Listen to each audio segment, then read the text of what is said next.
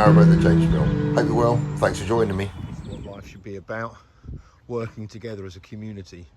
So I've just lent Paul my step drill because he's just dropped his in the cut and he needs to cut through that tyre. And he's just given me a spare front bumper and the shackles that was needed for it. And he's given me a couple of mooring pins. So I'm just going to go and make him a cup of coffee to say thanks. Well, it's my lunch break. I'm helping out Paul. He's going to jump start his engine from mine. That's just worked. You alright, mate? Yep. We're all done?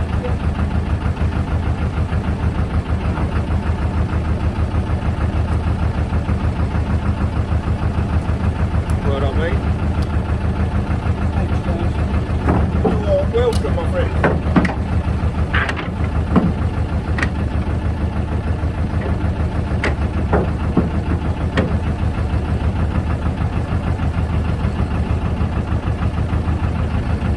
Off and then I'll probably catch you up the first one. Alright, mate. Yeah. Right. I've got my dad on board. You need to stand here.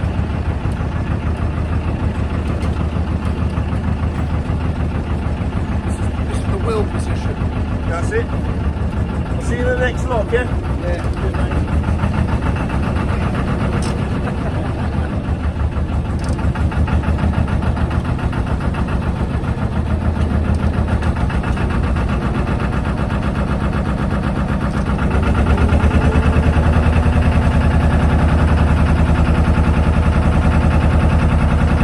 Goodbye Dudswell. I was only here for one night, it was nice though. And I'm coming into Berkhamsted. There's a bit of a fuel shortage at the moment, so I need to get near a train station so I can get to work and stuff alright. It's one of those massive Tesco freight trains, you see it? It goes on for miles.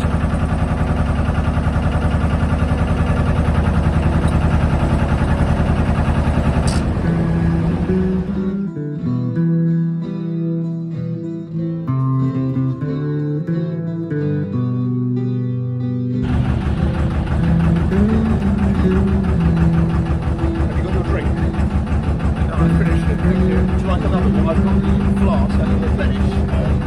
It wasn't that good and I wanted another one.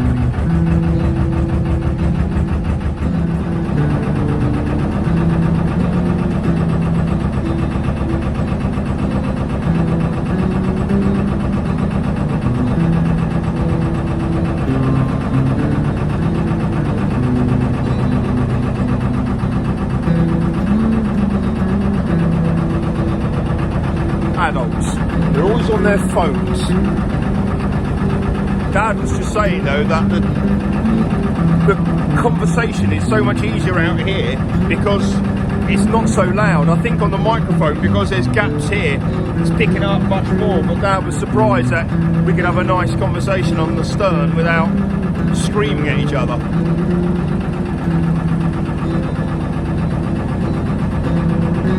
Hey, put your phone away now.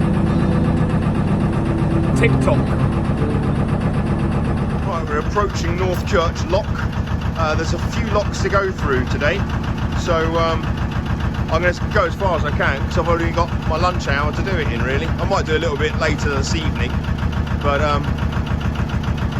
yeah, I'm going to moor up here and I'm going to wait for Paul, who's behind me, who's going to come down a little bit. Hopefully, we can do some of these locks together. So I'm going to moor up and set the lock, and hopefully Dad can help me do a few bits. Lock 49, North Church, was left empty with the gates open and both paddles up.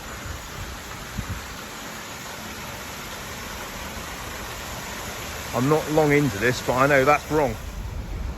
Sluice here's broken, mate. Oh. So it's just your side, I'm afraid. Right. If it helps, I'll sit here and watch you do it.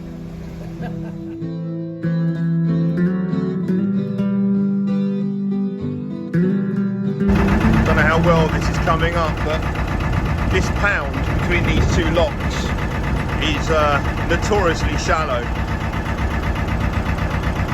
And you can see all the rocks there, so it's, quite often see boats listing along here.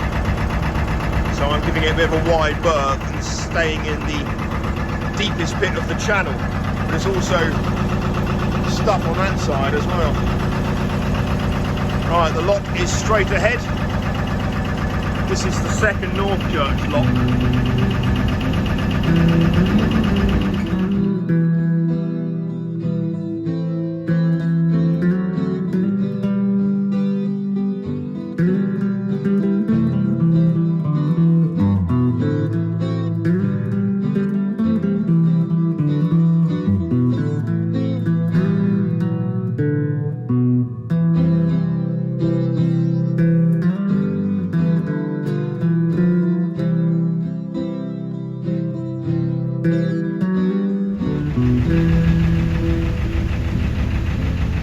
Good on you, Dad. Everyone needs to push open a lock gate in their life.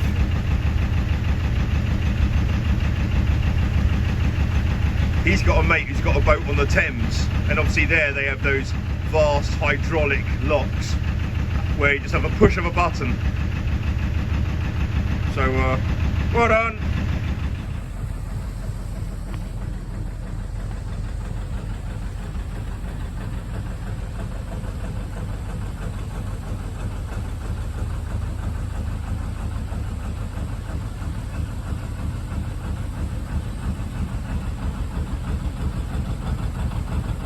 Dad, do you want to close that gate and then meet me at the next lock? It's only just down there. Okie doke.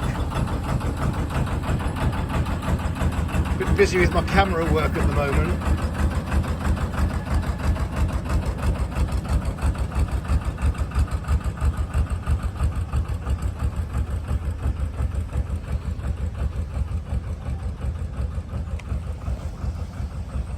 Lock 50.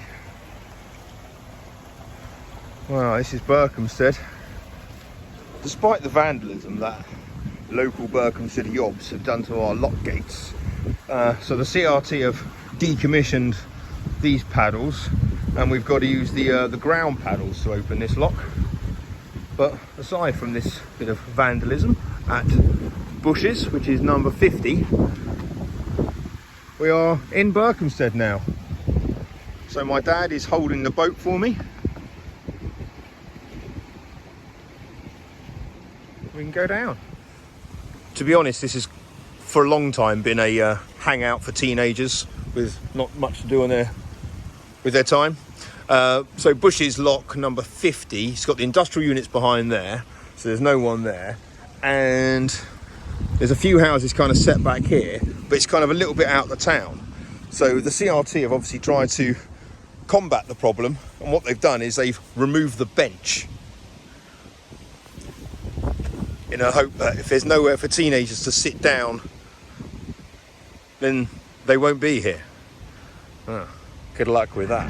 Right, so we're approaching lock 51, and just down here are some visitor moorings for Pizza Express and Costa and Marks and Spencer's. That gives you a flavour of the kind of town I'm going to be staying in. Lock 51 in Berkhamsted has got some very new posh lock gates. Lovely. Look at this. Oh, they open with such ease. Oh, what a joy.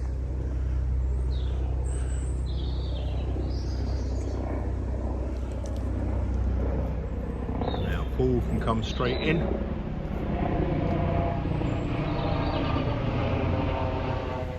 Okay, I've left my boat up there in lock 51, and I'm just popping down here to set up lock 52. I've left my dad on board, in charge. I'm setting up the lock, and I have a feeling my dad is bringing the boat out of the lock.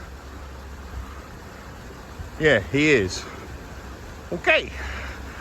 Good luck, Dad. Don't think he's ever done this before. He's on an interesting angle, I'll give him that. Right, I rescued Dad, and now he is closing the lock gates behind me, and I'm going into lock 53.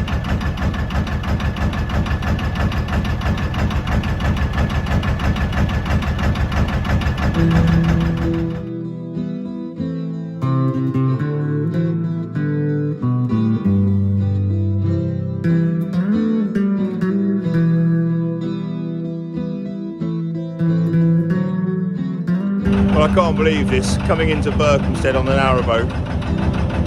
I've literally kind of been dreaming of this for 30 years.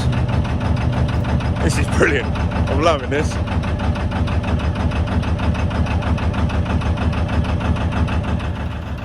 So now I've got to find somewhere to moor. It looks like there's a space just behind that red boat there. 14 days mooring. That's what I need. Get in there. A month in Berkhamsted. Get in there. So that means 14 days here and 14 days maybe on the next stretch by my school. Right, now, to top it off, is there any Armco? But I still have my pins that Paul gave me yesterday. So worst case scenario, I'll use them. Oh, there's loads of mooring.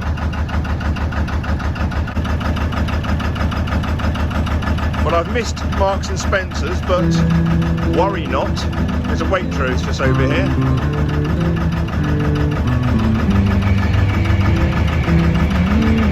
Come on, Armco. Come on, Armco.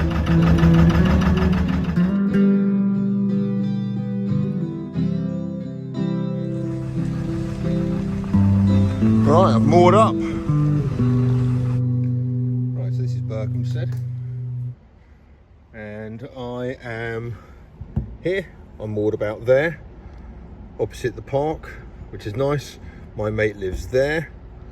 And I'll probably be here for a bit. Then I can go down to that stretch there, opposite the station.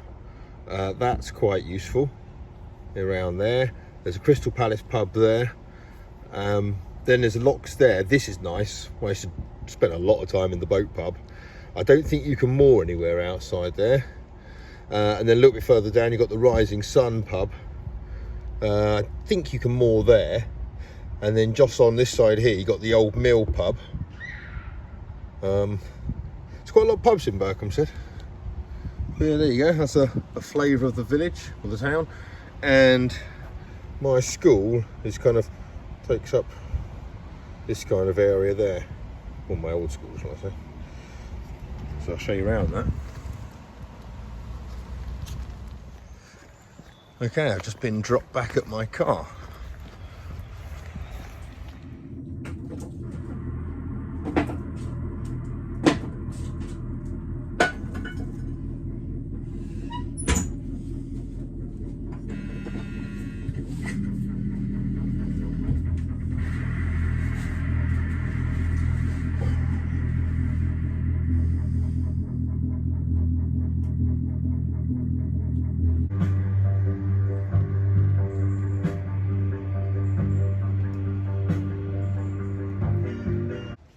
My new bumper suits the boat nicely. Very good. Right, now I've had a few days using the boat. One thing I definitely need to do is have some outside lighting. I did mention it earlier, like on a previous video, but I think when I did, it was more for aesthetic purposes, shall we say. Whereas I really need it. Getting back to the boat kind of, you know, during winter months, I can't see anything out here. I can't undo my lock or anything like that. And also for security, it'd be nice to have this area lit, even if it is underneath the canvas. I'm not going to go for a long-term solution just yet, because I think I'm going to do some proper lighting out here.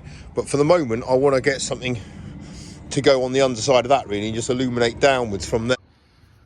Right, so I found myself these 3 strip lights. and it's powered by USB. So what I might be able to do is, if I can squeeze them through that hole there, then I can power it up via USB from the galley, of which I've got a million outlets. My friend and his daughter are turning up tonight, so just getting the boat nice and prepared. Got the gangplank ready for her. Right, well, I can see why the visitor moorings in Berkhamsted are quite plentiful, whereas every other time I've been here, they're always chock-a-block. They're doing some massive civil engineering works literally in the Waitrose car park next to me. So with that alongside the railway on that side, it's a tad loud around here. So I might keep this a little bit more temporary than I thought. One thing which won't be temporary is the feature I have installed. The lights I've got up here will be temporary because there's cables and stuff like that, and it's not exactly the right thing. But this is Bethnal Green. So I've got a little app on my phone, and I can put in the RGB numbers, I can do kind of anything. It doesn't really show up as much of Bethnal Green as you kind of thought, but yeah, I can have any colours I like. This is really good, and I can turn the brightness up and down. It's like a nice little glow, nice and bright on white, and that's what it looks like.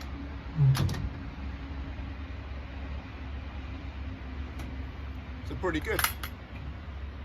So as I said, I'm going to neaten it up and change the cables and things like that, or come up with a different solution altogether, but for the time being this works well. Right, I've got to move from here because the engineering works, even though it's not going on now, it's not all throughout the night, but it goes on till 10 o'clock, and I don't know how long they're going to go on for, but I don't really fancy that. The towpath's really muddy, and because the watercourse in this area, because obviously it's in a valley, same with up in Tring, the watercourse is really quite near the canal, so at the same level basically, so sometimes the towpath can be completely sodden, even if there's been no rain. So I was looking through the guide. I don't need to look through the guide because I know this area well, but I don't know why this always seems to happen to me with typos. I've come across another one, which is surprising because this Collins Nicholson guide is the guide. And this is not a typo in, like, you know, the name of a pub or anything like that. This is a continuation page numbering. So on maps where it says, you know, when you get to the end and it says go to the next one. So at the southern end of Berkhamsted, it says go to page 63 to continue it. And when you continue southerly through Berkhamsted, you end up in Hemel Hempstead, right? So it says go to page 63. I go to page 63, and that is the Wendover arm, which comes off from Marsworth Junction, where I was a couple of days ago. So I was having a look for it, and basically you go back and it's at page 54. That's the continuation. And I know that because it's got bridge 143 there and bridge 143 there. I'm just amazed that they've got that wrong. And on the backward from there, so if you're at bridge 43 and you want to go back a page, they've got that numbering correct. So you'd think if they've got that one right, they'd have had the other one right. Anyway, so I'll alert them to that fact. So yeah, I'm going to move down a little bit further towards the station. I'll probably do that tomorrow. The lights, I'm really happy with them. It's worked out really well, and it's not just a gizmo to have them on my phone so I can muck around with the colours. It's not for that purpose at all.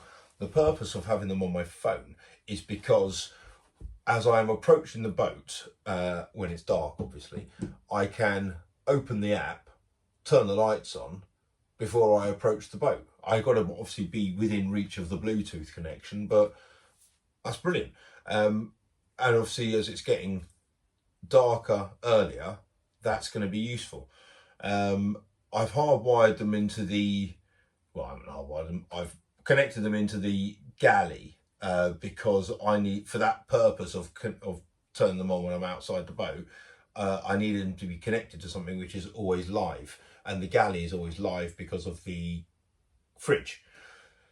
Yeah, that's right. So I've got it connected that way. But yeah, so it's good. There's a few little gaps in it, so I'm going to buy some more of those, and I might just do the whole stern in that whole thing. So yeah, because it works really well. They're all waterproof, so I don't know what the IP rating is, but they're waterproof and they're cheap anyway, so it doesn't matter. The only thing is just make sure the cables have got a little loop up so they don't come into the, you know, so no water ingress can come into the boat, even though underneath that kind of ledge it's all hidden anyway, or protected from water ingress anyway.